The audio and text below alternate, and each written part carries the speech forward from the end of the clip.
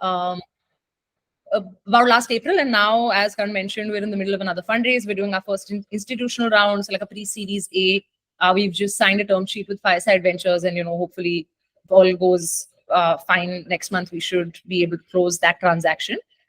So that's on the fundraise part. But in terms of the business, we are building a hair care company. We're building like a younger, edgier, cleaner L'Oreal, I suppose, is the best way to describe it. We're not on the clinical side, we're on the beauty side of hair care. And we have our first range out, and we'll be launching another one sometime this year. So that is Moxie. You can check out our website. If you have wavy, frizzy, or curly hair, you should try our products. They are very good. And we have a fantastic team of scientists that made those, and we'll touch upon that a little later. But let's jump in. I think we'll do all of the questions one by one that Karan thought it would be interesting for us to talk about. Just let me know when you can see my screen. Guys, also, if you have any questions top of the mind, maybe you can keep sharing in the chat box or during the conversation, and Nikita can take these as well. Yeah. That's true. Can you see? Not right now. Huh.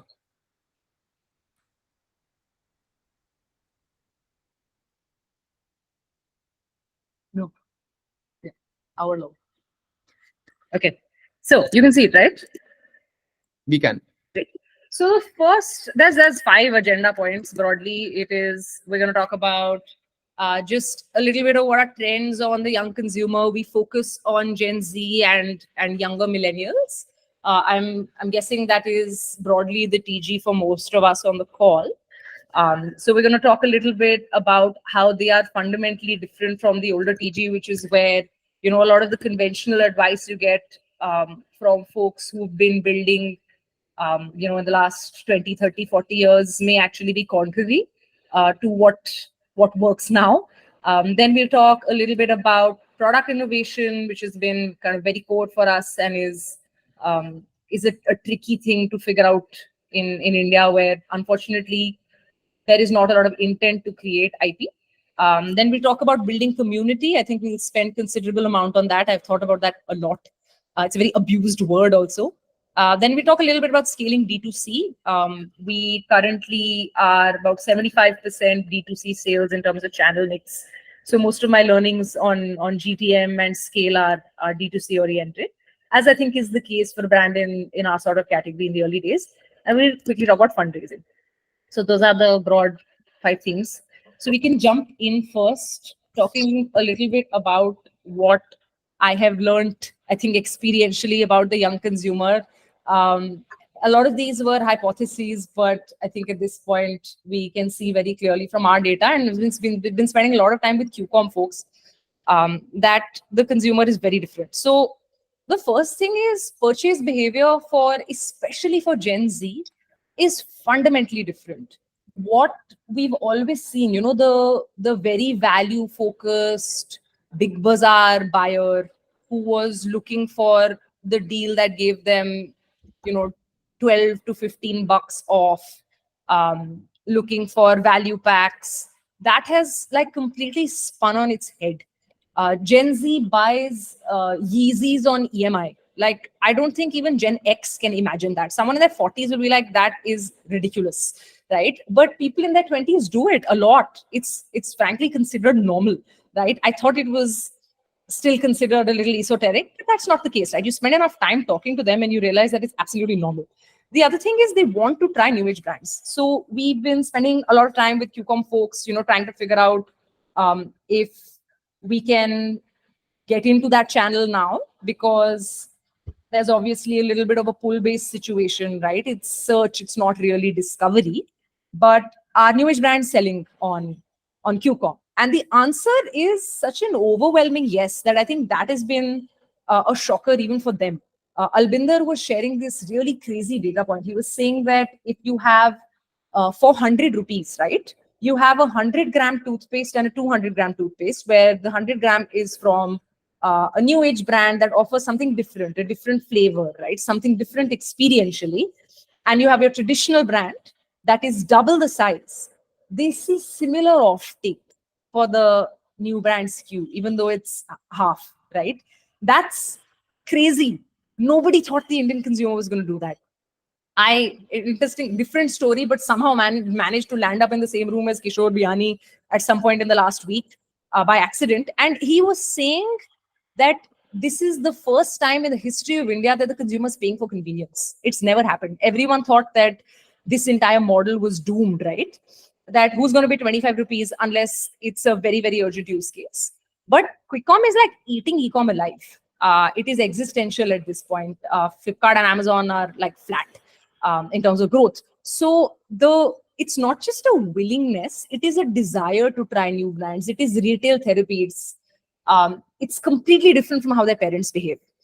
The other thing that's quite different is they look for experiences and not just a commodity. It's not just functional, right? We did so many focus groups even back in the day before we launched to get our messaging really, really right, to wonder if we should focus more on the product promise. The product is clean, the product is going to, deliver such and such outcome. This is the before after, these are the statistics clinically tested, blah, blah, right? All of that, which is also true, versus the more lifestyle oriented, this is how it's going to make you feel. And there is a clear 0-1 difference the moment you go 35 plus and 35 below. 35 plus is like, I don't care about all of this flowery shit that you're telling me. Tell me what the product does, right? I'm not here to feel good about myself. I figured it out. Whereas, especially like, and when you go sub 25, right? 18 to 25, they're really in it for the experience. They will buy something just because it's beautiful. And the older consumer won't. So if your TG is millennials and Gen Z, good design can actually be a massive unlock. For Moxie, it has been a massive unlock. We really invested in design. You can see that in all of our packaging. Everything is custom, and people love that. And the last thing is also like, customized, personalized. What builds trust is different, right? I think back in the day, our parents wanted what everyone was using. If it was not being used by 90% of people, you were less likely to be keen to give it a shot. Now it's a little bit maybe the opposite. I wouldn't say it's exactly the opposite. It's different. You're thinking about what works for you. You don't want to be using the same thing that your mom is using. You maybe don't even want to be using the same thing that your sister is using, because is it for me?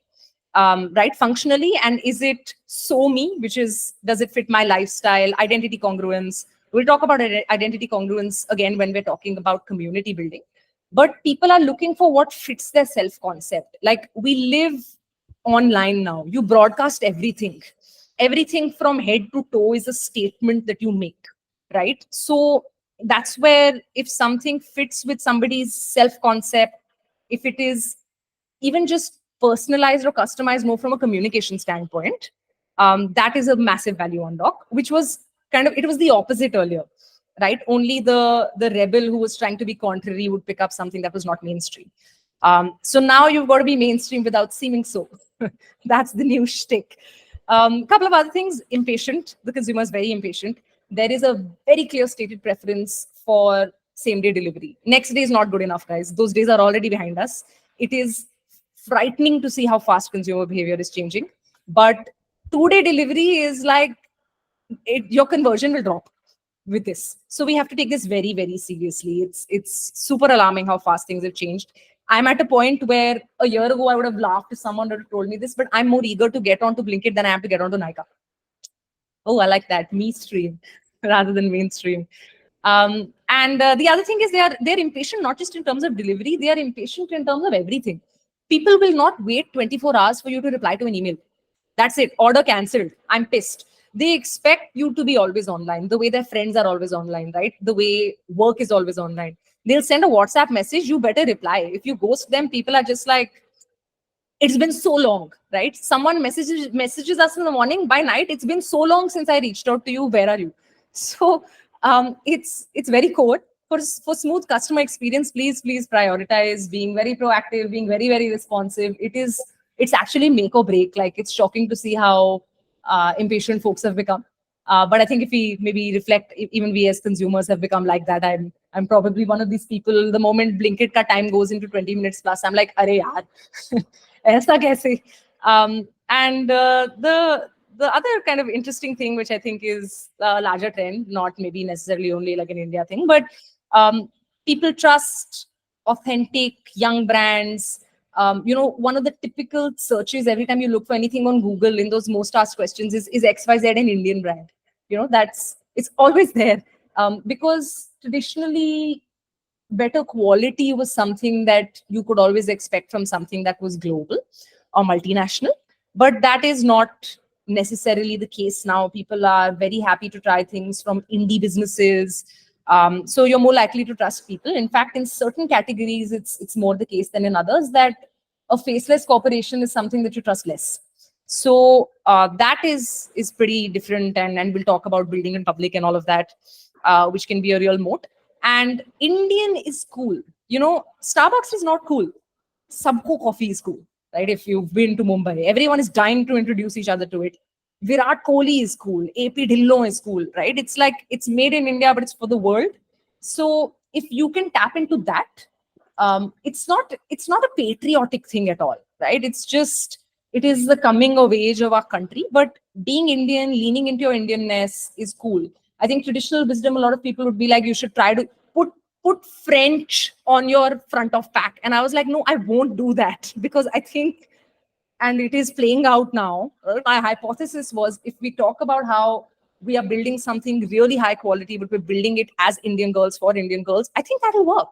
And it is working. So trust your gut. You are the TG, not the really senior man in whatever FMCG company who frankly is like out of touch. That you have to believe that. So that's a little bit about the consumer. I will come back to the questions in the chat in a bit, but any comments, reflections, anything on this? Nikita, in your case, how did you kind of figure out your TG, right? So, how did you figure out it was millennials, it was Gen Z, it was a younger consumer, and if like the TG is both Gen Z and younger millennials, then maybe a millennial is looking at the quality of the product, a Gen Z is looking at maybe the results and the packaging and how they associate with the brand. So, how as a brand you kind of communicate to speak to both these different set of consumers differently? So I think in our category, it was relatively clear that we'd have to pick between a couple of personas because we're talking about changing behavior fundamentally, where we're talking about wearing your hair a different way. So the habit formation that's already happened for people who are kind of in their late 30s or in their 40s means it's very difficult to get them to change something like this. Like they look in the mirror and now they want to see their hair look a certain way. You can't be like, stop straightening it, stop getting the treatment, stop blow drying it, and wear it curly. It'll be very hard unless they are fundamentally unhappy or their hair is getting damaged or whatever, right? They have a very strong reason to move away from that. So we knew that is why the TG's got to be on the younger side, younger millennials and Gen Z. So I think our proposition only was such. It's different when you're talking about better for you products that are just cleaner or better for the body, better for the environment. Then you have to choose your ideal customer profile with slightly different lens. But for me, realistically, penetration was going to be possible in three segments: 18 to 23, 23 to about 27, 28, and 28 to about 35. Right. So now, in terms of figuring out whom to focus on, again, there were like kind of simple filters in that I am not going to be able to service the price point that is palatable to the college student. The performance that we want to guarantee, which is core to our value proposition, we can't manufacture and sell that at a 200, $300 price point. It's not possible. I would have to make an inferior product and then the whole thing collapses. So for me to kind of hyper focus on them would not be viable. So that leaves me with the other two. And I'm still trying to figure out which one is core. I'll be honest with you.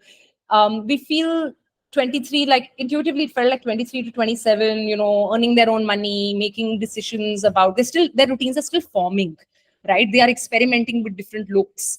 And they are also willing to spend a little bit more because they're not on pocket money, right? So that first, second jobber would be core. But currently, I think from what I can understand of our data, we are 50-50% in that age group and the 28 to 32 age group also, because there are enough folks there also who haven't figured it out. So that is an assumption that's been maybe busted a little bit. But so some of these filters you don't even need to necessarily do a lot of hardcore bottom-up consumer research for, right? It's just by default, given the problem you are solving, who's facing that problem, who's willing to try your solution, all of that already gets you here. Between the two of them, I think we're going to need to get to that answer over the course of the next few months, and that's part of our PMF journey. Right? It's not super clear whether we should be slightly younger in our language, in our look, or we should be a little bit older and a little bit more serious, because we, I think, need to talk to them more, figure out who's going to be more sticky and things like that, and then sharpen. And by the way, everyone will buy. It's not like once we decide on one ICP, the other one will stop buying Moxie. It's just you can only speak to one TG in your like static communication. And then your campaigns will, of course, be with a different proposition for a different consumer, right? There'll be three things that I solve, and everyone who's buying will buy for one or two of those three reasons. But my like core, my tone of voice, and my large IP lines and things like that will speak to one person. I don't know if that answered the question. No, it did for sure. Quickly looking at the chat, what is the process for focus groups? Oh man, Sam Dam Dand Ved. Just grab people off the road, hire an intern, tell them your only job is to like bring me 10 people who I'll stick in a room and speak to on Saturday morning. You just we landed up at college campuses and did like a little bit of we are this funded startup sort of a situation, like try to drop some names of angels to seem legit, one or two of them bit. Reach out to entrepreneurship cells, tell them I need girls in this age group, even B schools. A lot of them are happy to do it, right? The captive audience over there, and they are excited by something like this. कि उन्हें भी समझ आएगा कि focus group क्या है, startup से बात करेंगे. So those are kind of easy ways to be able to get people to talk to you. If you need like an older TG who's not a student, who's not a master's student also, who's working and busy, it's hard. But yeah, friends, family, just hustle, and people who are interested in the topic. If someone is very passionate about curly hair, they'll come to my office on Saturday morning. So you have to find that person. I've literally recruited people by walking up to them in like restaurants and malls and being like, oh, your hair is so nice, do you want to talk about it? And if they're very enthusiastic, you don't only want the enthusiast in your focus group though, so you have to be careful that you're also getting the POV of someone who's not so high involvement in the category. But ye sab karo, matlab just be obsessed with finding people who you think might be TG and saying, charming them whatever way you can. I'll give you pizza and beer. Just come on Saturday. So yeah, that's how we did it. We did not work with an agency. It's too expensive. Building in public is a mode, I agree. And I will talk more about that. How do we navigate to a common communication of brand messaging for a product which is age agnostic? We are an old beauty brand with teeth whitening products. So I think there are different layers to brand messaging. There is a fundamental product truth, which is for everybody. It is the functional benefit, which whether you are 3 or 30 or 83, remains the same, right? So for me, that is that my product will make your dry and frizzy hair healthier, and it will define your waves. So that's true no matter how old you are, what your lifestyle is. So that message, I think you get to by thinking about your product promise, and it's functional. When you think about an emotional benefit, that is where it cannot be age agnostic for a lot of categories, right? It lends itself to some categories where it's so universal, but mostly that is where it differs, right? Which is where for someone who's older, who's maybe trying to make the decision to use a product that's cleaner and doesn't have SLS or whatever, you will focus more on ingredient. People 30 plus are far more worried about clean, organic, better for you than people sub 30 who are worried about performance. उसको आप बताओगे कि देखो, these are real user testimonials, this is before after, this is non-photoshopped, they hate that. So you're not doing like the fake ass TV commercial thing. But for them, you'll need to talk about results because they are less concerned with whether it's organic and it's Jadi Booty or no. Like, that's not good enough. They'll be like, okay, it's not bad for me, but I'm not going to buy because of that. But fundamentally, the loudest message for the two of them is different. So I have realized that for my category, for sure, there is no way to have common brand messaging for these two TGs.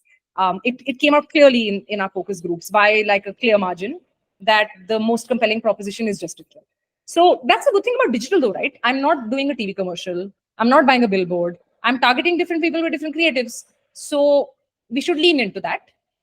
But yeah, eventually the loudest message, which is there in your brand campaigns and just generally whenever you do upper funnel stuff, you have to choose wherever you will get more penetration. This is a numbers thing. And I haven't figured that out yet. So that's not a theoretical answer. You should take that answer that question carefully once you have sold enough to know it. Don't go by what you assumed. Like I'm already wrong. Let's talk a little bit about R&D. So this was like a very fundamental question for us at Moxie because unfortunately in personal care, intent to innovate is very, very low.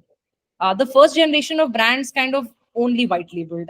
There's hardly anyone that bothered to spend time formulating something from scratch, trying to create IP.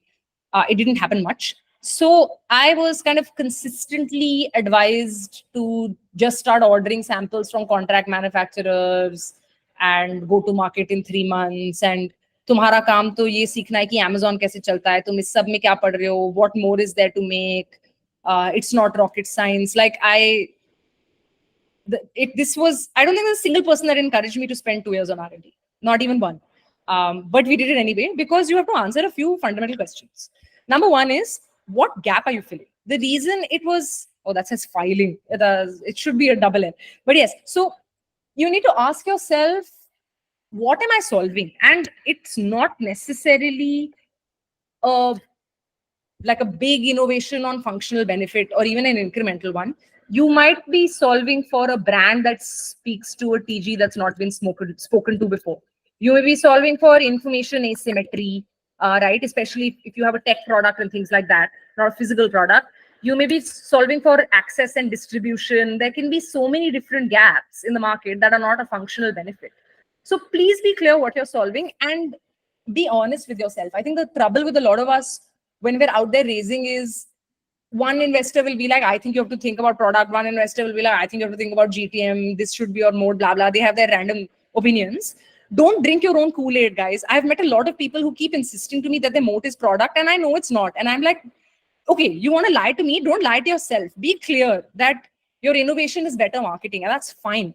For example, there is a brand called Liquid Death, okay, in the US. It is a canned water brand. They literally sell water, okay? So that is one extreme. It's worth billions of dollars now.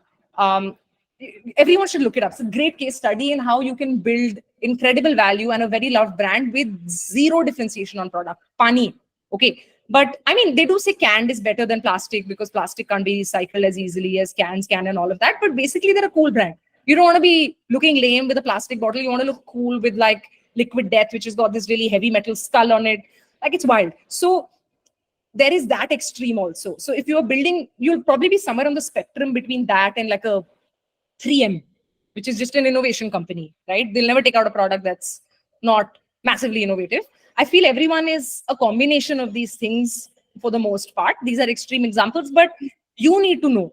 Do not overinvest in something. And coming to the next point, do not overinvest in something that's not going to be your moat. So for us, because I was trying to solve an unsolved functional problem, I did believe that it's going to be moat for me. But beyond the point, in consumer goods, price and distribution are more important. So if you actually study who is the market leader in every price band, in every category, most often it's not the best product. It is a top 3 product with better branding or better distribution.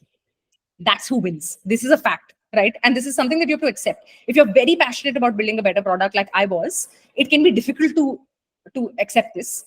But I think this is one of those things where you should listen to the veterans, where they were like, look, no consumer is sitting and doing like a lab test and trying to figure out if you are 10% better than the others. Your aim should be to be a top 3 performing product. And at that point, you need to stop. Don't incrementally improve till you become the absolute best, because for you, your brand messaging, distribution, and price will be important, right? You're not an app. It's not like you need to have a better, smoother UI than the other, and that'll be a clear winner. So if it's not going to be, if the answer to core innovation is yes, that doesn't mean that you obsess over it, because if the answer to moat is no, then you need to have a balance. If the answer to both is yes, of course, product innovation should be the only thing that you think about, like 70% of the time. The last couple of things, so knowing when to stop, of course, don't obsess over incremental if you're not a product, like a digital product company, because it's no one will be able to tell. And only you'll be able to tell, and your scientists, that this is marginally better. And the last thing is to only outsource technical expertise. I think my biggest learning and the advice I give to a lot of founders who ask us, how we do R&D, who are trying to become more R&D focused and create their own IP and move away from the white labeling model. You cannot outsource anything except the chemistry. Everything else has to be you. All the testing you need to do, you need to create the cohorts, you need to create the control group, you need to think about what questions to ask, you need to think about what metric you need validated, what claims you need to make, you need to do every single call yourself to get the feedback. You need to have your hands in the person's hair. The lab cannot do that. All your scientists will be doing will be the chemistry of how to combine the actives with the base to make the, like in my case, to make the outcome happen. But everything else, ownership on the process has to be you, because they don't understand the customer. You're the only person that understands the customer. So please do not outsource and expect them to give you an end product and wo hi trial chalayenge. I've seen a lot of people make that mistake. They don't know how to do that. All they know how to do is mix stuff so that it's stable. So just use them for that, or whatever the equivalent of that is in whatever space you're building in. Right? What the early kind of like, let's not call it product market fit, but product USP fit has to be measured by you, the founder. A technical person doesn't know how to do that. If there is anything on product innovation, please let me know and leave it in the comments. Let's move to the most interesting topic, I think, at least for me, something that I think about a lot, because I'm building like a beauty company where community is super, super central. Number one, what does community mean? This is as abused a word as digital. Digital can mean anything. Digital transformation. It can mean कि तुमने physical register की तरह Excel sheet बना ली also. Like I remember in consulting, I used to be like, this is, everyone has a completely different definition. So now in this world, community means completely different things to different people. I'll tell you what it is not. Okay. Community is not your Instagram followership. I have a community of 1 lakh people. No, that is your own distribution. It is relevant to building community, but that is not community. Your community is also not your super fans. The people that love your product, right? The people that are obsessed with it. That's not your community. That is brand love, right? That is brand strength. These are part of what is going to help you make a community. But as per my understanding, the fundamental thing that we are talking about when we say community is a two-way dialogue. So it's not your followership, it is what you do with that followership that makes community. It is a two-way dialogue. And there are two separate aspects to it, which I put on the slide. One is the dialogue between you and the consumer, and the other is the peer-to-peer conversation between the consumers when you are not there. And that shit is the real gold. But we'll talk about both. Both are important. Number one, the dialogue between you and the consumer. This, for a digitally native brand, is such a moat that, like, there's no question, right? I'm sure everyone here is wanting to do it, not just to be able to like kind of build your own distribution, your own followership, and be less dependent on paid media and all of that, but it is worth its weight in gold. It adds so much value in terms of being able to validate your hypotheses, knowing their pain points, knowing the feedback, knowing the adjacencies to the problem you're solving. It's so good. So there are 3 ways broadly to have good dialogue with the consumer. This is not a comprehensive list, but one is if you educate, the other is if you like education, aspiration, right? Those are the two. I think even in traditional marketing, education and aspiration are mostly the 2 ways to go about brand building. But one is educate, and I don't mean like people asking only about your product. You need to take them beyond that. beyond tactical questions of is your shampoo sulfate free. That's not what should be in your DMs. If you're trying to take an educational stance, and this is easier for certain categories for sure, you need to invite questions that go beyond your product. So for us, it's very native. What should I do about my hair? They'll send a photo and be like, this is my hair, tell me what I should do. I don't want them to ask me whether my shampoo will work for them. I want them to ask me, what should I do? I will tell them 5 other things also. What you should, how you should sleep with it, what kind of haircut you should get, what you should or shouldn't do with it, way beyond my product, right? That's how you build a relationship. It's not scalable to do this in the DMs, but until you have these conversations and have them yourself, and don't put a customer support person on it, put a consumer insights person on it, a very intelligent person who is looking at all of your other data to have these conversations, because this will feed into your product pipeline and it will feed into your content. You scale these insights by making a content series about it. Every content IP that I'm going to launch will be based on the 10 typical conversations that I have in the DMs with people who are coming to me for help. And you need to make the conversation happen. They are going to ask you a tactical question. You need to ask 5 other questions. Don't just give the answer ever. It is a KPI for my team. If someone asks a question and you answer it and you don't ask them 3 questions back, I will be very upset with you. And they're happy to have a conversation. Not a single person has ever not replied when you start engaging. Bhai, wo aaya hai, wo confused hai. So please, right, get that insight. Talk to them like they are a friend, and they will respond like you are a friend. The next way to do it is inspire or entertain, right? Zomato is everybody's favorite. Oh, thank you. Yeah.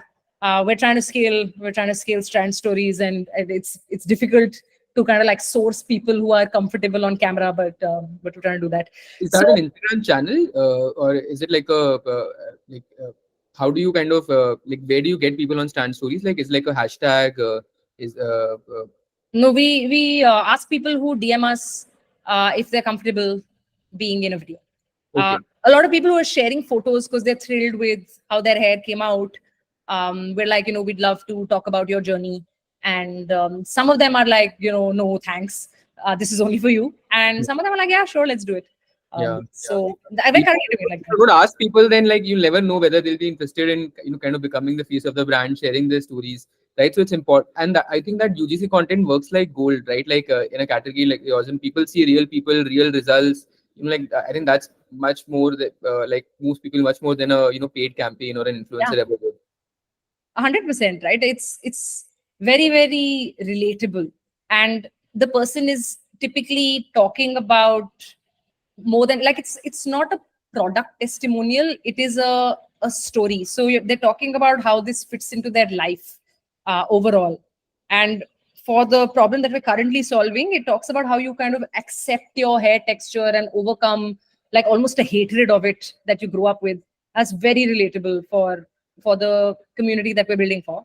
So I think it does something different. Like we're not looking at any of this content as something that's supposed to lead to sales, right? I'm not doing like a before, after and things like that. It's heartfelt, right? It's what you're using to engage with the people who've shown up. It's potentially not going to be doing anything kind of mid-funnel, but that's fine, right? That's not what community is about. Eventually it'll get there. But while you're building it, you shouldn't think about that at all, right? The less you talk about your product and the less salesy you are, the more likely people are to hit follow. Nobody wants to see aesthetic photos of your product, right? Who follows brands? Nobody wants to follow a brand. You want to follow a person, a human being, right? And that is where I think building in public, the third point, is so good. It is what takes creators also from followership to community.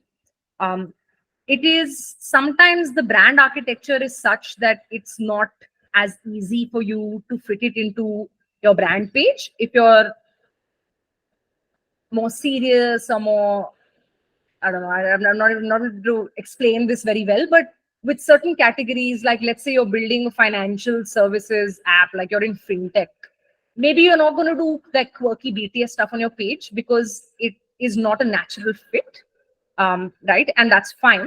Do it through the founder page, but please do it.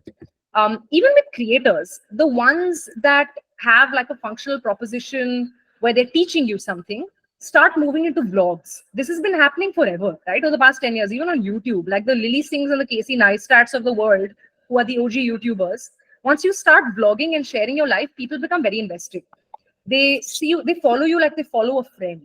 They root for you. They're thrilled when something good happens for you, right? So if you're able to have a relationship with them like a person rather than like a company, then the engagement and the love is at another level. So if it doesn't fit your brand architecture, do it through the founder. This is critical for everyone at this point. Like for athletes. So in the Spanish Liga, the football league, you sign a contract that you will be very active on social media. You will post X number of times in the day, and if you can't do it, they hire a marketing team to do it for you, to write all the stuff, and you need to show up. But it's so critical. Imagine, even for actors, you have to do it because that is now how you will remain relevant, right? As an athlete, if all you do is you go perform on the field, you may actually, as a marketable asset, right? That's also business. As a marketable asset, you may be less marketable than the person who's just more relatable and accessible on social media. So just do it, guys. I'm not great at social media, but I'm trying very hard. And I don't post. I have like a really sad founder page where I don't post shit, but it's on my list. And I think maybe next month onwards, once I have a little bit more time, like even an hour in the day, I'm going to start. But a lot of your brand, content also is like your IG page content also features you, right? Like, I mean, like it's you that who's the face of the brand, and somehow like, I mean, I've been following you guys on Instagram. Whenever you would feature on something, I mean, I would like, at least see it and see what's happening, what's the BTS and all, versus the general kind of content. So I think like from an engagement perspective, also like founder-led content, whether it's BTS, whether it's a journey about how you're doing product development, all really works. Even your team content. Yeah, we get our best engagement on that. For us, it is a natural fit because we're building a beauty company where young women building for young women, and that's the narrative. So for us, it is very much a natural fit. So we do a lot of it on the page, and I think the people when they write DMs, like it pays off in ways that you don't think. When people write into our DMs, they address it to me. Nobody wants to ask a brand a question if you can ask a creator or a human being, right? It's a little weird to be like, hi, Moxie Beauty, this is my hair. So people will say, hi, Nikita.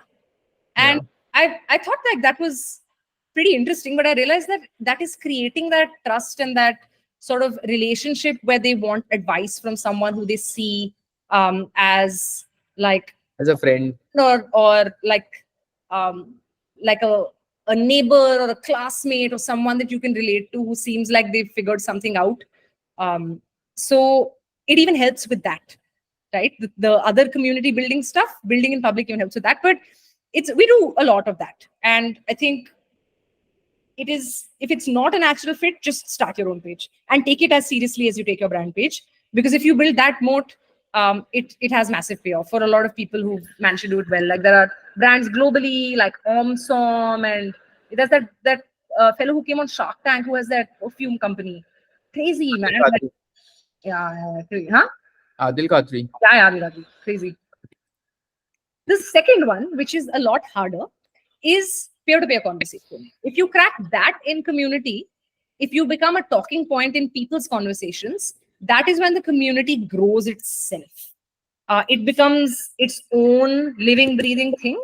If you are shareable, right, compulsively shareable, then you've really cracked it. So the way to do this, it's not easy. The first one is easier. You can find a topic to talk about that people are interested in. They may follow, they may like, but are they going around the place harping on about you? Maybe not. For that, you need to be shareable. Now, the first question you'll answer is why? Why should anybody talk about it, right? People don't talk about brands in daily life. They will talk about you typically if you do one of two things. Either you give them street cred. It's a flex, right? Like, I know something that other people don't. I'm ahead of the curve. Like, bro, तू अभी भी ये वाला protein पीता है, इसमें तो emulsifiers हैं, और तू ये वाली coffee पीता है, it's inferior. So we're all looking for that validation in life. So if it's a flex, if it is street cred, then you're sorted. People will want to talk about it because they'll want to be the person that introduced everyone they know to this cool new insight. The other way to do it is just to get people excited. Typically, this will only happen if you are challenging the status quo fundamentally. And then you're just talking point in general, even if you're not a flex for that person. Like The Ordinary is probably the best example of this in beauty, where they did something so disruptive that um, people were talking about how they've democratized beauty, and like that story landed beautifully. We'll talk about a couple of Indian brands also that have done this well, but like Billy is a global hair removal brand, which is great. What they did is they released an ad where there is like a really their first ad campaign, a hairy arm that is being shaved with a razor. And they talked about how you've never seen body hair in a razor ad. For some reason, the girl is always shaving a perfectly smooth, hairless leg, which makes no sense. She's basically just removing the shaving cream or whatever off of it, but there's no hair. And once you see it, you can't unsee it. And they went massively viral and they sold out. And I think they've now even had an exit. They've sold to some large FMCG. But things like this are strokes of marketing genius. I don't know if like this is like a once in a lifetime of a brand kind of a thing. It may or may not happen for everybody. But typically, if you're challenging the status quo, it's easier, right? Then you are shareable, not maybe because someone is able to jhadofy their superior knowledge about a topic and feel like they know something that other people don't, but simply because it's interesting, right? It's like a social samosa, whatever, mad over marketing moment. Other than that, I think storytelling is really important once you figure this out, right? If you have something that you think can be a hook like this for people to talk to each other about and be like, have you seen this brand? It's really cool. Or, this product is better. You need to get really sharp on this story and you need to tell people, then they will go propagate it to others. But first, you need to distill it. I think the two best examples of this Indian brands in the last few years have been The Whole Truth and Bliss Club. Not only is the insight very, very sharp, the storytelling is so consistent that everybody who's using the product knows it. Everyone who has bought The Whole Truth, पूछ मत लेना तुम्हारे हाथ में क्या है. They'll be like, this brand is so transparent, they write the ingredients on the front. Or if someone is wearing Bliss Club pants, they'll be like, they designed for Indian body types, which are different. We have wider hips and shorter legs. And so it's both things. It is like once you have that sort of a very universal insight, it is making it really sharp and then repeating it consistently at every touch point such that wherever the consumer has come from, they have heard your story. And if it resonates with them, they're going to tell people about how cool it is. So that then becomes like a really nice virtuous cycle. If you're not doing the status quo thing, there are still people like Stanley Cup, the portable coffee mug situation. There's no reason for something like that to have the kind of insane followership that it does. It's just great storytelling, right? So the third thing here is, which is maybe kind of a layer on the other two, deep communities are built where there is identity confidence. If you're able to speak to one of the more kind of deep layers of someone's identity, they're more likely to talk about it because they generally talk about it a lot. I'll try to explain what I mean. Like, I am a coffee, whatever, connoisseur, or I am a zero waste. I don't know what they're called. People who are pursuing a zero waste lifestyle, or I am a feminist, right? These are things that can be very core to people's personalities.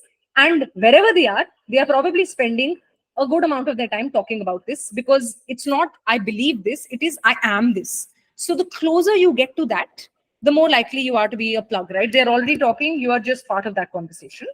Even if you're not able to do that, just belief congruence is also good enough, right? I don't think it's only the people who are obsessed with macronutrients that are talking about The Whole Truth, or only the people who've really struggled to find good pants that are talking about Bliss Club. Just fundamentally believe that makes sense, and why was nobody doing it?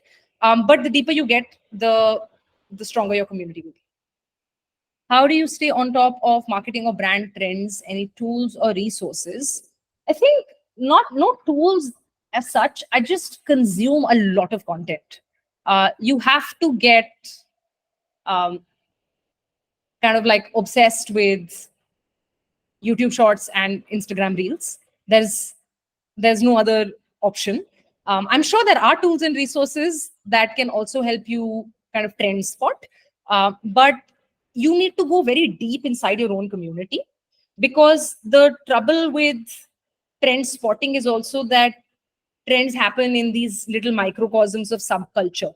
So if I'm thinking about, for example, curly hair, I need to be following and constantly looking at the content that's being made by these creators and on this topic. And I can't expect anyone to give me the trends unless they are eyeballs deep in that community. So doing a lot of content consumption is honestly the way creators also discover trends. And as a brand, currently that's what I'm doing. I don't really have any better way of doing it, because I mean we're not looking at high level stuff. I'm trying to figure out what's happening on my theme. So the best way to do that is just to be in that community yourself, every day. And it's work. Like that Instagram scrolling is work for me. But yeah, I think that broadly is my thinking on community building. It's a long, slow journey, but if you crack the identity congruence thing, if you crack the insight of why someone should talk about you, and you can do that storytelling in a way that's very easy to understand, and be consistent about it, the magic happens, right? I think we're starting to see it happen for Moxie also. It's also interesting when you see what content of yours gets shares. You should always study that, because if you're trying to build community, then it's not likes, it's not comments, guys. The first part maybe is a little bit comments. Second part is only shares. That's the only metric that tells you what's happening. Okay, very quickly, scaling B2C. I think there is very little value I can add over and above what Simran said. She was very, very, very sharp, and I learned a lot. I'm very glad, Karan, that you sent that to me. It was super insightful. But I'll tell you just a little bit about the things that we've gotten right. So our D2C channel is doing very, very well. Our ROAS is fantastic. Our CAC is really good. Our conversion rates are like probably globally industry best. It's nuts, and we did not expect any of it. But we now people are constantly asking us how this is happening, and we are trying to join the dots, looking back, what are the things that we over invested in, that are probably paying off and getting us to that sort of conversion. So conversion is really, really good for us. Traffic is fine, is good, but really the magic is happening because our conversion is currently really good.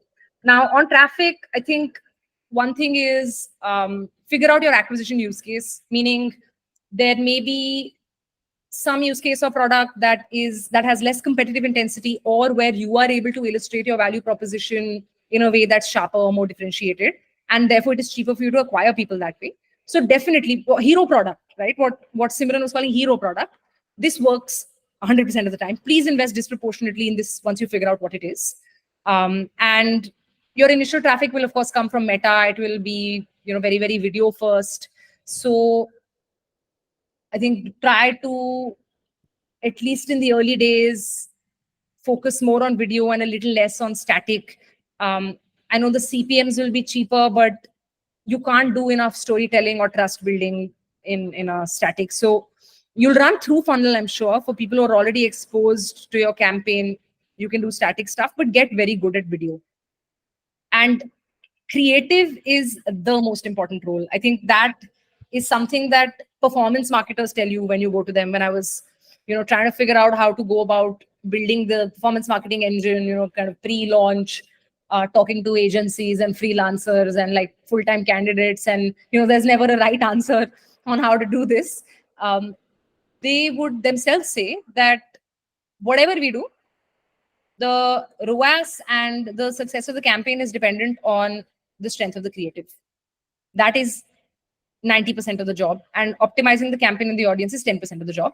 Because more and more, that is becoming something that the algorithm does. Manual intervention doesn't make sense. Optimizing targeting is something that the algorithm, I think over time, my hypothesis is in a few years' time, will just do better than any human being. So you will depend on them to figure out. That's what they do, right? The platforms figure out who likes what content. You need to make content that is very, very thumb stopping and then very, very convincing. So please take creative very seriously. I don't think it can be outsourced. To answer your question, I do not work with any creative agency for content.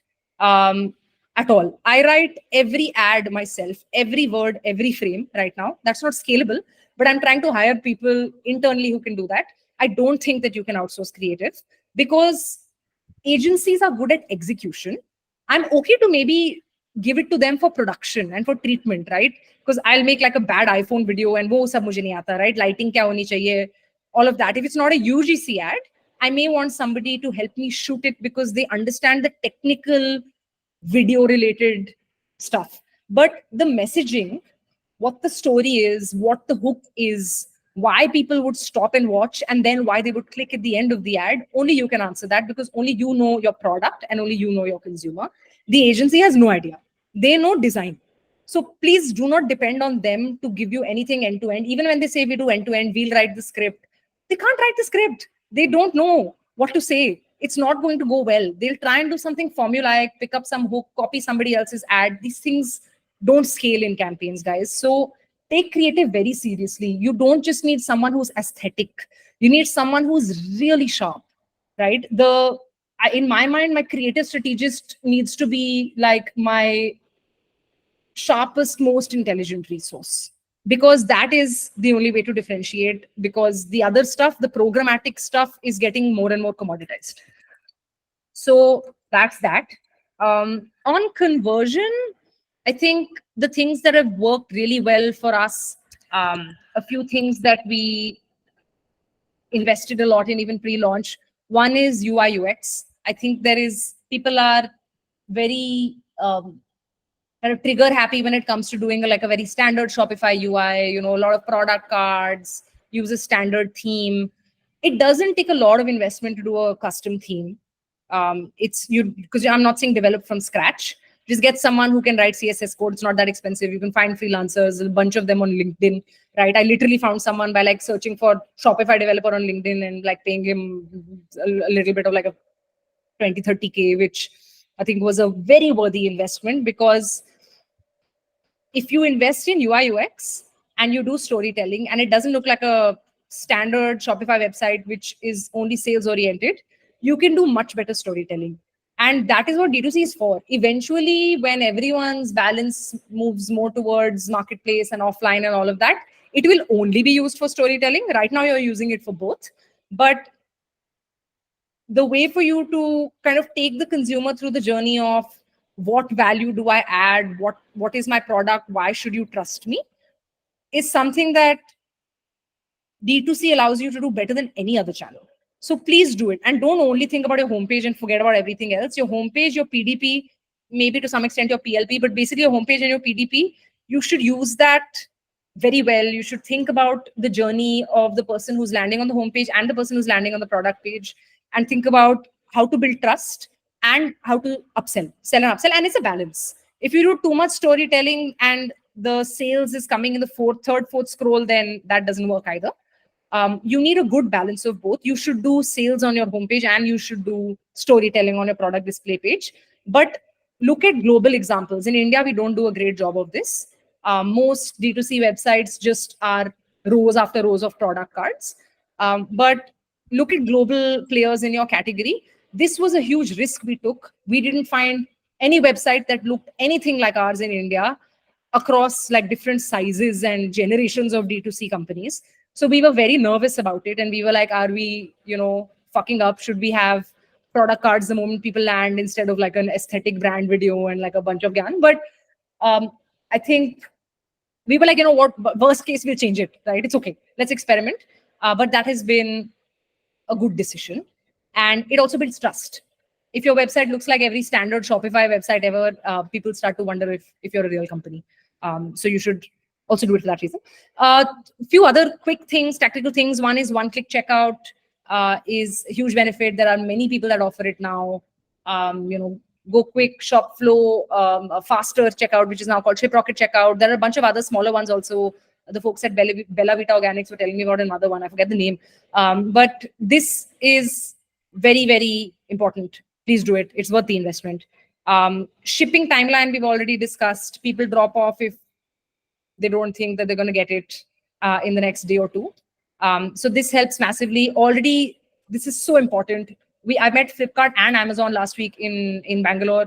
And both of them were like, just get your GSTs in every state or whatever, in the 8-10 main clusters, and get your additional place of business added. That is maybe as important as getting to a certain number of reviews and all of that, like in terms of conversion. So please start all of that hygiene stuff in terms of paperwork for making your shipping timelines shorter, and at least being able to do regional, if not local delivery. Really critical, more than ever now, because QCom has eaten ecom to quite an extent already, and it's only getting worse. WhatsApp journeys automation, again, for people who are abandoning checkout or abandoning cart, sending those reminder messages on WhatsApp is a very, very good, easy unlock. Lots of tools, again, worth the investment. Will easily, pay off whatever small SaaS fee you pay for it. You don't have to go for something very expensive and sophisticated like Line Chat. There are others which don't have like great functionality to build audiences and do marketing campaigns and all of that, but automations aap kar loge. So just start there. I think that has also been something that's helped us a lot in terms of conversion. Then lastly, leverage the advantages of D2C. D2C is a channel where, like we discussed, right, storytelling and discovery can happen really nicely. We spoke about your acquisition product when we talked about traffic. You're bringing people with the product where it's easier to bring them to your platform. After that, talk about the other stuff, right? If I tell people, hey, I have this styling product, then I also want to be able to tell them, by the way, I also do shampoos and conditioners, and they're great too.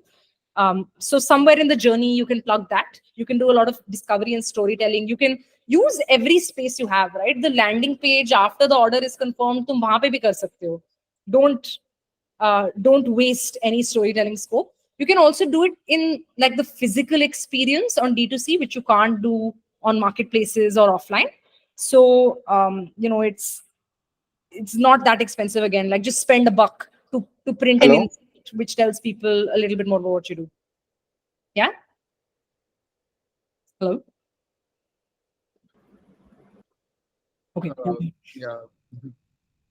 Yeah. So yeah, just wrapping up the other two things, right? So yeah, but we do that. I think it works well because often people will see a product, buy it, not bother to see anything else you try to tell them digitally. So in the physical experience of your product, you can bring the emotion of your brand to life. You can also talk a little bit more about what other products you do, what your differentiation is. Spend that $1, put that insert.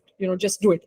And we do everything super custom. Like we've like really gone a little crazy when it comes to our primary and secondary packaging. I think maybe that is not required, but you should do this because you can do it on D2C and it's much harder to do anywhere else. The last couple of things are you can do very strategic sampling. Like अगर कोई shampoo ले रहा है तो मैं उसके साथ conditioner का सैम्पलर दे दूं, अगर कंडीशनर ले रहा है मैं उसको उसके साथ शैम्पू का सैम्पलर दे दूं. All of this is only possible in your own warehouse. You can give your SOPs to whoever you're working with, your ship rocket or whoever, and it's smooth, and again it's cheap. They'll charge you like $1 an order, right? And that's fine. If like think about your CAC if you're getting or LTV if you're getting even 10% of people to convert, like it's fine. So strategic sampling and offer structures and discounts. You can be very, very creative on D2C, which you absolutely cannot on marketplaces or offline. Cash discounts are very uncreative, boring, and also margin inefficient. You should do other stuff, play with perceived value, do gifts. This is a trick as old as time. Like Shopper Stop will tell you, I'll give you a bag worth 500 rupees, but the cost of the bag is 50 rupees. Nah? The price is 500. If I give you a 500 rupee discount, that is a direct 500 rupee hit to my top line. But if I give you a product worth 500, I'm only paying the COGS, which is probably, at worst 35% of the cost of the price. So you should do things like this, be creative, play around with it, mix it up. Don't just do like simple cash discounts because you have the freedom to do other things. And that is, I think, broadly it on D2C. No other like top line comments as such. The last topic is the one around fundraise, but first that's a kind of a short one, but I think there's some stuff in the comments. Creative agency, I said, no, we do not work with. What's my current team structure in terms of graphic designers, video editors, and performance marketing? Do we partner with same-day delivery service providers? This is the first one. Team structure, we have a brand manager who kind of is in charge of thinking through. She doesn't work on ads, on paid media. She only works on organic media. But what should be the balance of themes? The stuff we spoke about. Is it education? Is it entertaining? Is it building in public? It's probably a combination of these, but what does that look like for us? So she thinks through that. And we've got, up until now, we had one graphic designer, but the workload was getting too much. So we've hired two more. All three of them are skilled with video editing. That is kind of like it's compulsory now. It doesn't make any sense to me at this stage to hire a graphic designer who does not have the basic skill set of video editing, because everything is video, right? So maybe when we are large enough to have someone dedicated to packaging design full time or something like that, it'll be okay. But right now, everyone is mixed media. So it's very important. A lot of graphic designers still don't have that. They have like zero comfort with Premiere Pro and After Effects and all of that. But that is a no-go. But yeah, so now we will have a team of three. One person who's a little more senior and two who are junior. For performance marketing, it's mostly done by my co-founder Anmol, but we do have a consultant who helps us. So not an agency, he's a guy. And he helps us execute the campaign because I think we didn't fully understand the dashboard, not having done it. Anmol had not actually run a Facebook ads campaign in many, many years because he was at Paytm before this, where he was not doing this work. So yeah, he helps us, but we try to currently do most of it ourselves. We're still at a small enough scale where I think it's okay. And over time, this is something that I want to keep in-house again. I think I'm not keen to outsource anything creative, and I'm not keen to outsource performance marketing either. I think all of that should be in-house. We can outsource all of the other stuff, like supply chain and all of that, but not this. Do I partner with same day delivery service providers? Not yet. We thought about it. There's Zippy and like a couple of others. Something with B. Yeah. But I think holding inventory in that many places was getting a little complex for us. We felt we're too young. We don't have the insight to be able to do it. Moreover, like it's the government, like this is just a logistical bottleneck, but they only allow you to do one APOB at a time. So either I solve for Amazon or I solve for D2C at any given point in time. In any 1 month, they don't allow you to do more than one. They're really slow. So we deprioritized it a little bit. Now we are fighting with everything we have to just get listed on one out of Blinkit, Zepto, and Swiggy Instamart. Life of a D2C founder today. I think everybody is just going through this.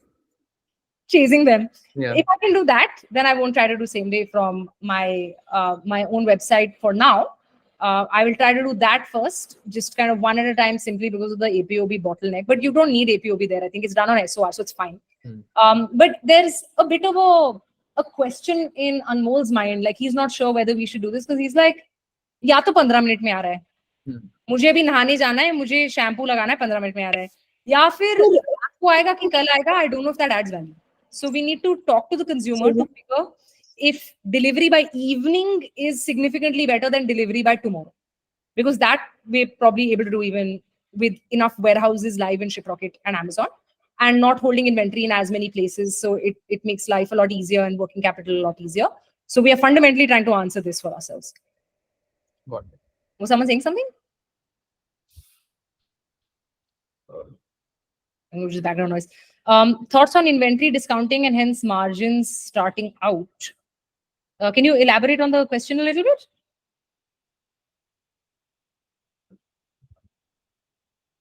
Sulika? Are you still here? Hi, can you hear me? Yeah. Basically, when you're a younger brand, right? All of these things erode very quickly because you're lean on margins. You're already spending in a lot of things. So, and I have seen a lot of younger brands, they start discounting very quickly. What do you think about that? So this is a very, again, maybe almost a philosophical question for D2C brands. I am not big on discounting. Or we as Moxie, as a brand, are not big on discounting because that is not the way that our margin structure is built. My products are extremely expensive to manufacture. The per kg cost is like, I'm selling at the lowest price I can sell at for this to make any kind of sense and for me to have like a good CM2. So the brand is not designed for discounting, but I could have priced it at 900 instead of 600 and given the 30% off and been like, Indian consumer ko to discount chahiye hota hai and all of that. But we chose not to because I think what I said earlier, there are other ways for you to deliver value. So We do sampling. If you look at our cart, on every order above 499, and 95% of orders will be above 499 for us. And our like given that our other unless you take the sampler kit, every product costs more than 499. So we give two minis. You can pick which ones you want. So I am giving you value and I'm giving you an offer, but I'm also driving sampling, which potentially means you come back and expand your basket and buy the full size of a different product if you like it, right? Or I'm giving you a gift where the perceived value game is there. I don't want to give you 300 rupees off. I want to give you a gift worth 300, which probably cost me 100, and save that precious margin to spend in acquisition. So pure cash discount, buy one get one, buy two get one, buy three at 1099, and all of that is not something that I'm into. Having said that, I'm young and naive, and I'm 75% D2C. I think what happens when you start scaling on marketplace and other platforms is that it's there you have to discount, because that is just the way that the buying experience is over there. Maybe you don't have to over discount, but you have to do a little bit. Very few exceptions like the minimalist or whatever, right? Jo matlab 5% bhi rodh hoke dega. But not every brand has that luxury. So you have to be super differentiated. You have to be first mover, and all of that. But when you are on marketplace, you will discount more. So you'll have a lot of D2C cannibalization. And D2C is your data gold mine. So if you want to still have customers coming here, how are you going to measure your repeat cohorts? How are you going to figure out who the core customer is, who you're going to call, right? So to maintain that D2C traffic, I think people give in to all of this, even the ones who are like, ye sab brand dilute karta hai and all of that. So let's see where it goes. But I am not open to it really. I think you can be creative and find ways to deliver actual value and perceived value without doing like heavy cash discounts and buy X get Y kind of deals. You don't have to do that. You just need to look beyond the three large companies in India to get those ideas.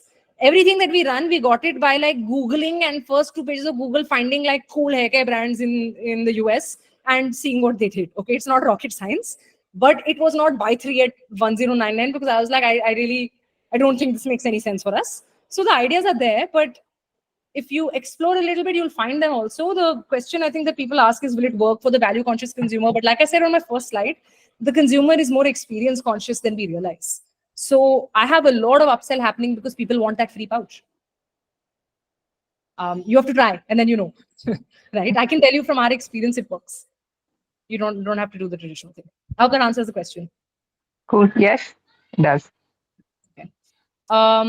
Whom did you partner with for UI UX development? It's an agency called Please See. So we don't gatekeep. You can scroll down to the footer on our website. You'll see both names. Designed by Please See, developed by Code Tasker.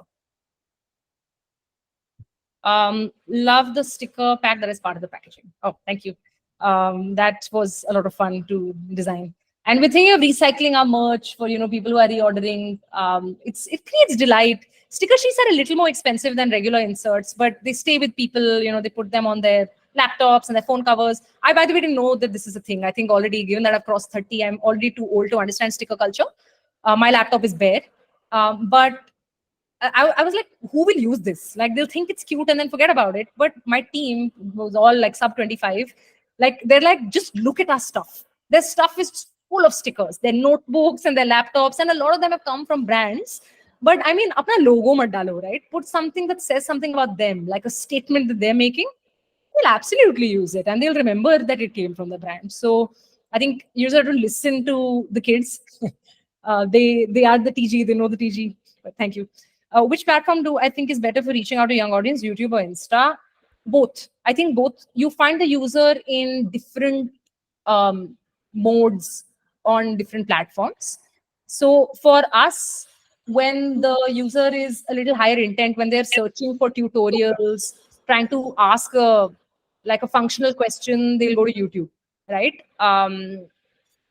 How to preserve my wavy hair overnight, or a routine for fine wavy hair, or whatever, right? Like in beauty, it's very clear that you go there to learn because it's very visual, right? You're looking for how to blend your foundation or whatever the hell. So you find a user over there who is in learning mode. So if you want to do kind of deeper educational stuff, and you feel like there's a white space and you won't be drowned out by, lakhs of videos that already exist from creators, then YouTube is very good for organic content. Paid media is a slightly different point of view, but you should go there. Instagram is more inspiration, entertainment.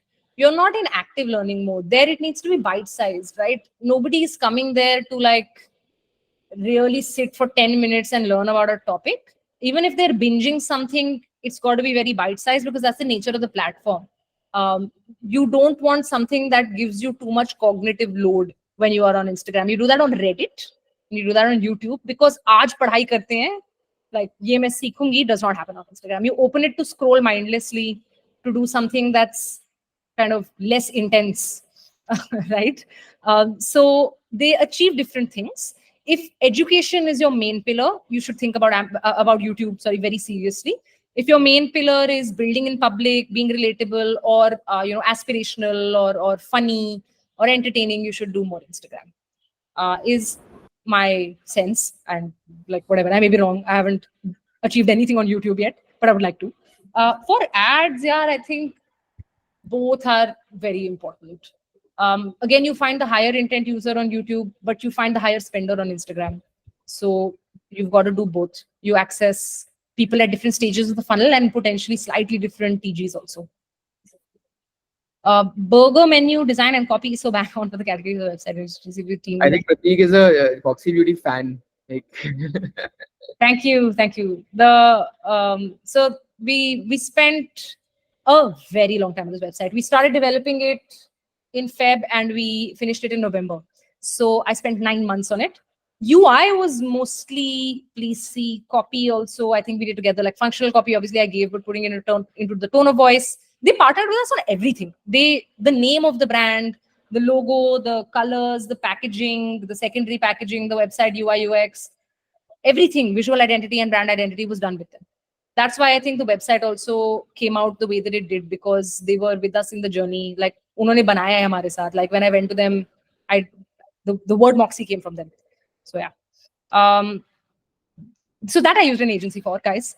I don't use an agency for my day-to-day creatives, but for core brand assets, please hire professionals. Don't hire a freelance graphic designer. It is extremely scientific. This is another thing that I think brands get really wrong. And this is advice that I also used to get. Just hire a freelancer. They'll design your logo. No, you need to think about exactly what emotion you need to evoke. And there are semiotics. Which color are you using? Why are you using it? The science is to the level of my shampoo and conditioner is teal and my styling products are neon out of my palette, because one is more like traditional category trust based and one is more funky and expressive. Like that is the level at which people operate when they genuinely understand design strategy. So for core brand assets, I blew up a lot of my life savings and I hired professionals and I'm very happy. But for ongoing creatives, it's really not value for money, because they understand these things, but they don't understand frizzy hair. That I understand. Yeah.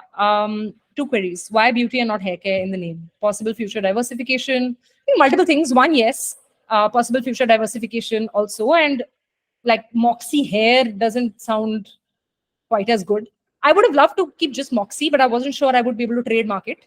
The answer to that, 22 months after I filed for the trademark, has turned out to be yes. I got the trademark for Moxie last month, but I applied for it in the second half of 2022. That's how slow it is. So in the event that I wasn't going to get it, because it is the name, there's like some chain of clinics called Moxie. So I was like, I need a suffix. Moxie hair care didn't sound as like in terms of the emotion it needs to evoke, right? We felt like it needed to be a different word. Beauty is possible diversification. It also cues my positioning. I'm not a functional brand. I'm a beauty company. I am not Head and Shoulders. I'm L'Oreal, right? I'm when you think about shampoo, it has traditionally been a grocery category item and not a beauty category item. Shampoo is bought in the kirana shop with dal chawal. It is bought on Amazon more than it is bought on Nykaa. It is moving now. Like skincare is moving now.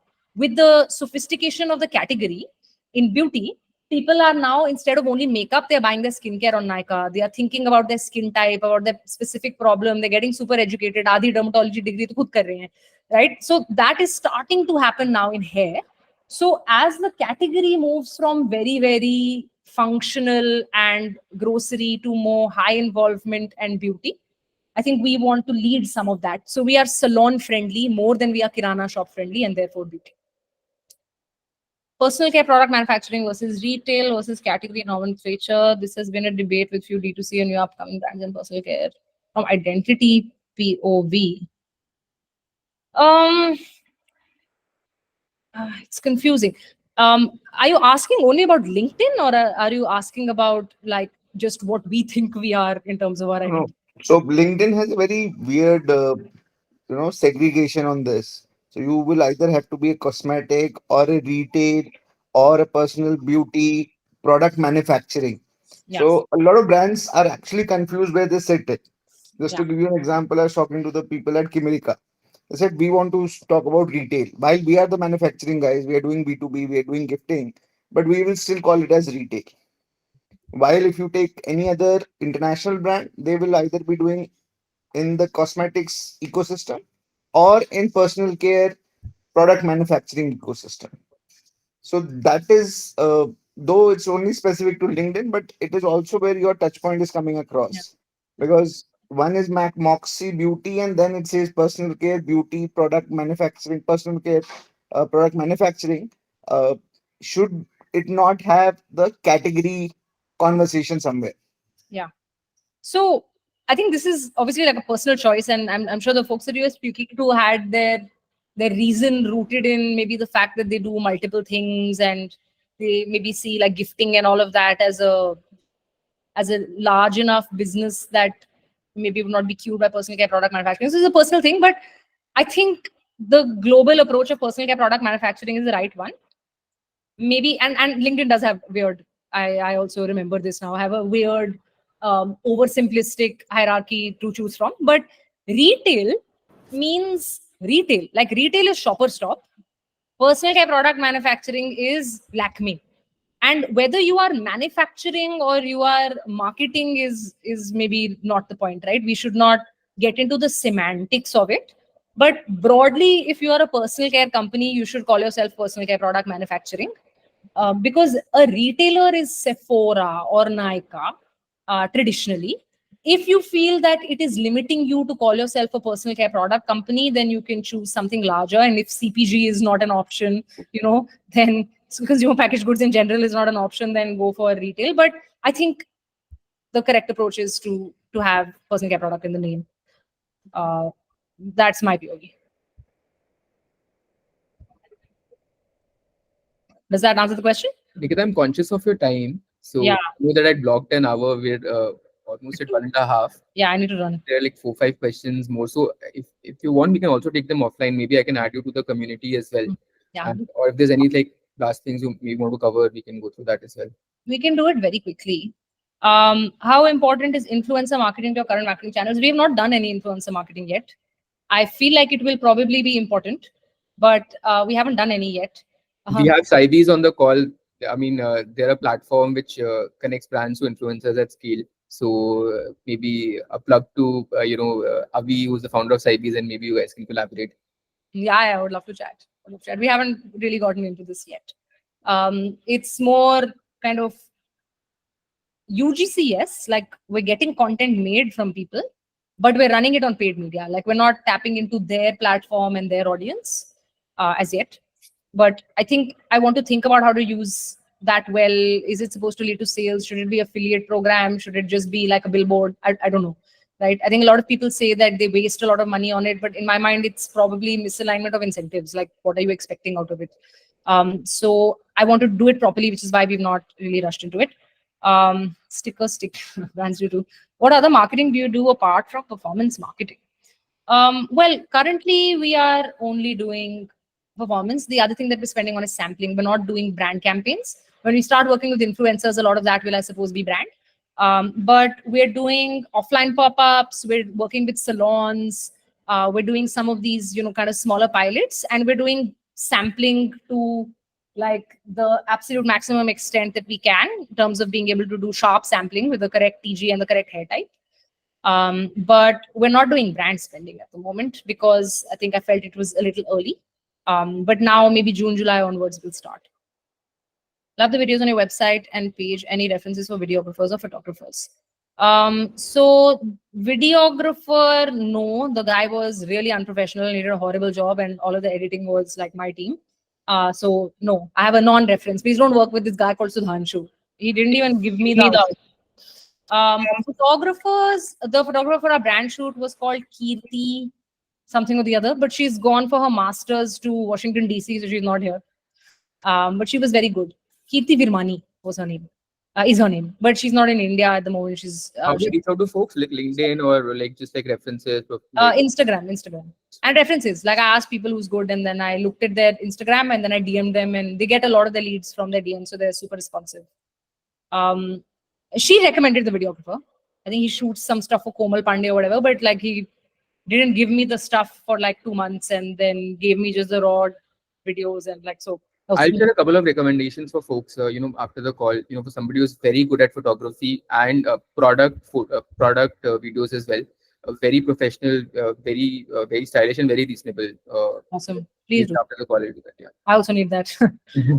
Discovery by choice versus discovery by chance. I think very true. That is the difference, right? People are just they come to Instagram and YouTube for broadly for slightly different reasons.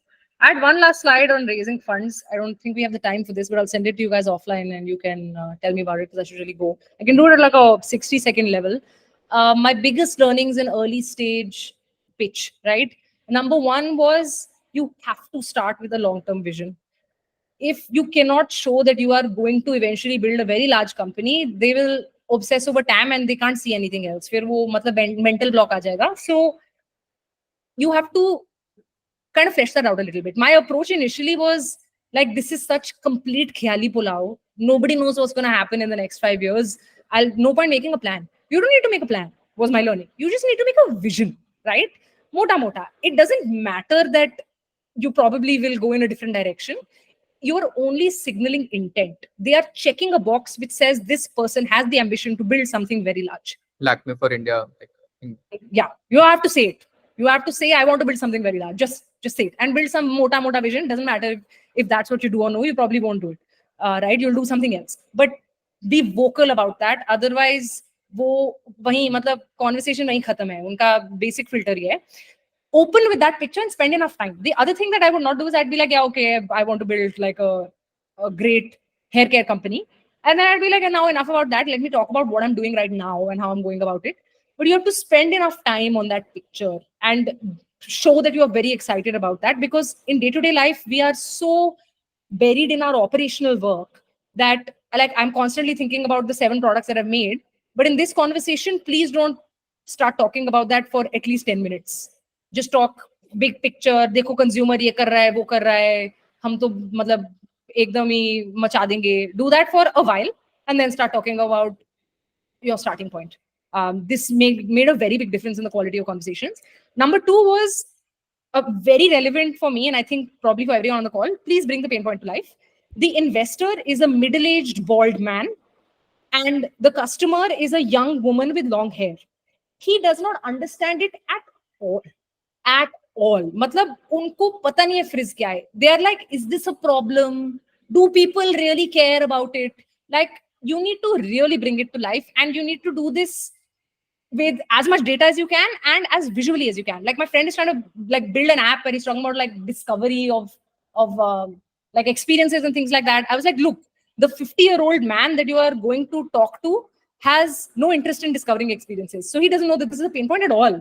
Please add 5 slides, like shoot a video about this person who's upset that he doesn't know where to go on Saturday night, right? And bring it to life and try to find analogies. Like I have to find analogies that they can relate to. Like what is it about confidence and insecurity that they'll be able to relate to? And I'll be like, that's what hair is like for women, because they don't know. And tell them, go home, ask her, call your wife in front of me right now. Ask her if frizzy hair is an issue and she's looking for a product for it. You are saying that it's not a problem. I'm telling you it's yes, So yeah, please bring the pain point to life. Don't assume that they know anything. They know nothing. They only know what it's like to be rich and middle-aged. Please don't quote me on this. I'm being really candid, but this was a massive struggle for me. It was so annoying. Illustrator and Anarcha is a problem very, very well.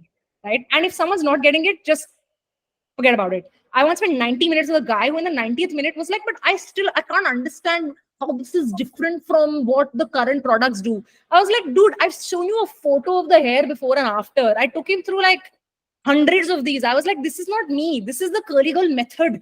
This is a global movement which has spouted billion-dollar companies that have been bought by Unilever. If you can't understand what the product does, then like I really don't think that I can explain it to you. So let's just, discontinue the call.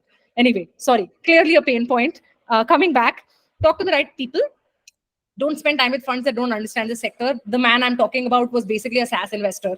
He reached out to me. Ek to don't do inbound to me if you don't understand consumer, right? But my fault. I should have done my research and not taken it so seriously. Those were 90 minutes I'm never getting back. And try to hustle access to the right person. Guys, land up in person. The odds that someone senior will talk to you are much more if you're like, no, I am in town. I'll come down to the office. Will anyone else be joining? Just ask. I'd figure out the name of the person that you want in the meeting and ask, will they join? Will they come in and say hi? Because they'll never join the video call. But the chance that they'll join the physical meeting is a lot higher. And ask by name, is this person going to be there? I wanted to get their insights, right?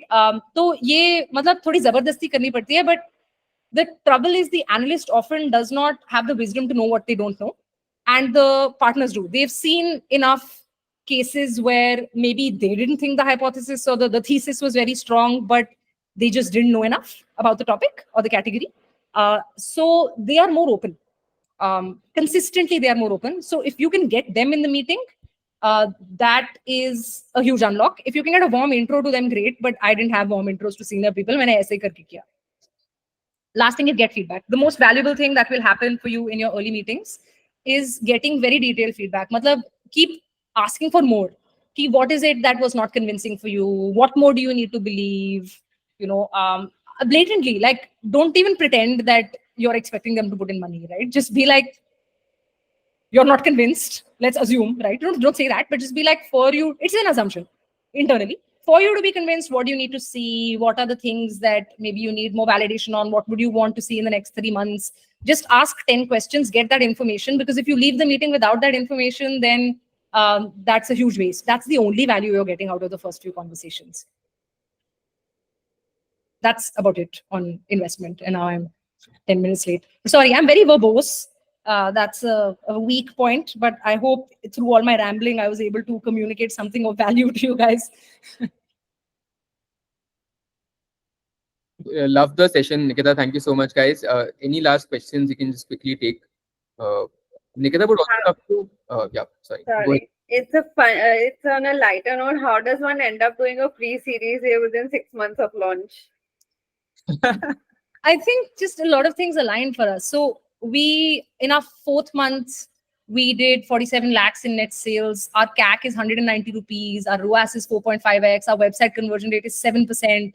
Our repeat cohorts are 30%. Like, every metric is so good. Touch wood. I don't know how it's happening. I tried to synthesize some of it in the deck today, but I don't know how it's happening.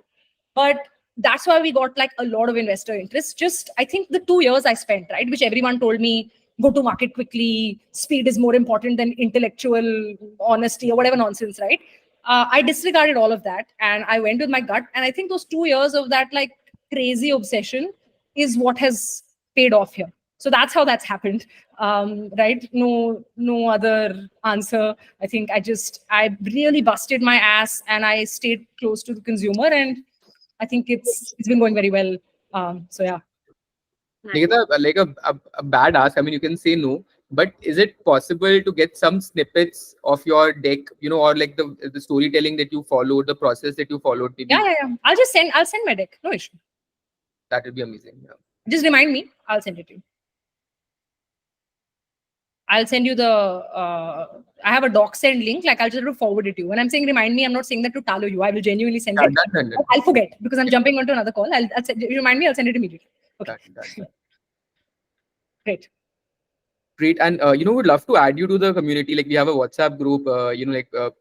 Love to ping you and take you inside sometimes. Like, founders can ping you directly, and we would also love to offer any support in the future. Maybe wherever we can. Yeah. Sounds perfect. Would love to. Great. Guys, any last questions?